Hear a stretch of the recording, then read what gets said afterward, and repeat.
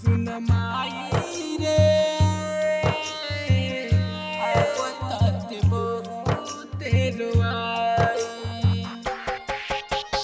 DJ Dilip Sharma सुन माई रे गोपालगंज। आपत बहुत रोआई। सुन माई रे आपत बहुत रोआई। सुन माई रे आपत बहुत रोआई। केहू नाही प्यार देला सभे दुत्कार देला गईलू तू काम पराई। केहू नाही प्यार देला सभे दुत्कार देला गईलू तू काम पराई हो। सुन माई रे आपत बहुत रोआई। सुन माई रे आपत बहुत रोआई। डीजे दिलीप शर्मा बहुत रोआई। सुन माई रे आपत गोपालगंज। सुन माई रे आपत बहुत रोआई।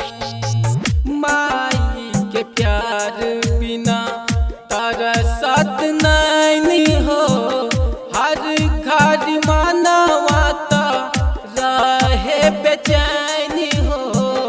रहे बेचैनी हो। माई के प्यार बिना तरसत नहीं हो। हर घर मानवा त रहे बेचैनी हो। केहू नहीं जाना ताते केहू नहीं माना ताते केहू न बाटे सहाई हो। सुनु माई रे आपत बहुत रोआई। सुन माई रे आपत बहुत रोआई। डीजे दिलीप शर्मा आपत बहुत रोआई। सुन माई रे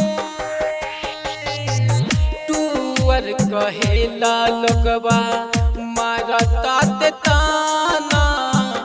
केहू खियावे नहीं हथवा से खाना।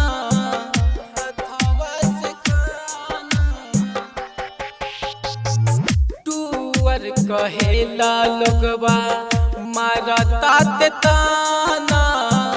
केहू खियावे नहीं हथवा से खाना। दिला खुश सोनू कहे बारा हो दुख सहे। कहमा अकेले हम जाई हो। सुनु माई रे आपत बहुत रोआई। सुनु माई रे आपत